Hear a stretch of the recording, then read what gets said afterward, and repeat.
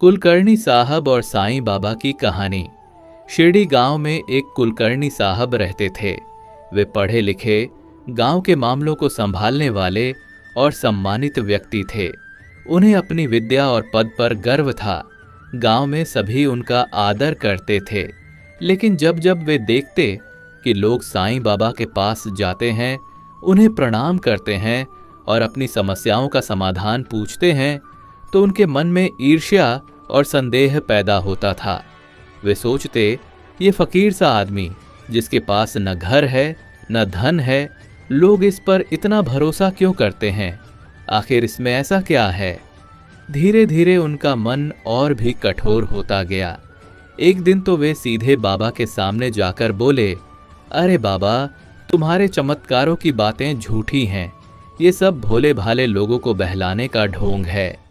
साईं बाबा ने न तो गुस्सा किया न उत्तर दिया, बस मुस्कुराकर बोले, अल्लाह मालिक है, समय आने पर सब सत्य अपने आप प्रकट होगा।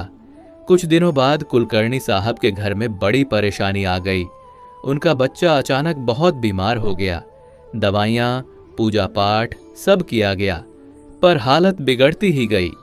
बेचैन होकर वे सोचने लगे, अब किससे मदद मांगूं? गांव वालों ने कहा, साहब, एक बार बाबा के पास जाइए, उनका आशीर्वाद लीजिए। मन में अहंकार तो था, पर बच्चे की हालत देखकर कुलकर्णी साहब हार मान गए। वे दौड़कर बाबा के द्वार पर पहुंचे और रोते हुए बोले, बाबा, मेरी गलती माफ करो, मैंने आपको गलत समझा, मेरे बच्चे को बचा लो।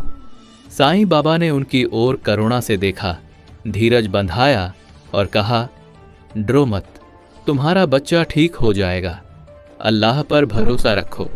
वास्तव में कुछ ही घंटों में बच्चे की हालत सुधरने लगी। कुलकर्णी साहब की आंखों से आंसू बह निकले। उस दिन के बाद कुलकर्णी साहब पूरी तरह बदल गए। उन्होंने महसूस किया कि बाबा न तो किसी से नाराज होते हैं न ईर्ष्या रखते हैं। वे तो केवल प्रेम, विश्वास और दया के प्रतीक हैं। कुलकर्णी साहब बाबा के सबसे बड़े भक्तों में से एक बन गए और हमेशा कहते, बाबा ने मुझे मेरी गलती का आईना दिखाया। अहंकार छोड़कर जिसने प्रेम से बाबा को अपनाया, उसका जीवन संवर गया। यही कारण था कि शुरू में कुलकर्णी साहब बाबा से नाराज थे, लेकिन बाद में उन्होंने बाबा की सच्चाई को पहचाना और उनके जीवन भर भक्त बन गए।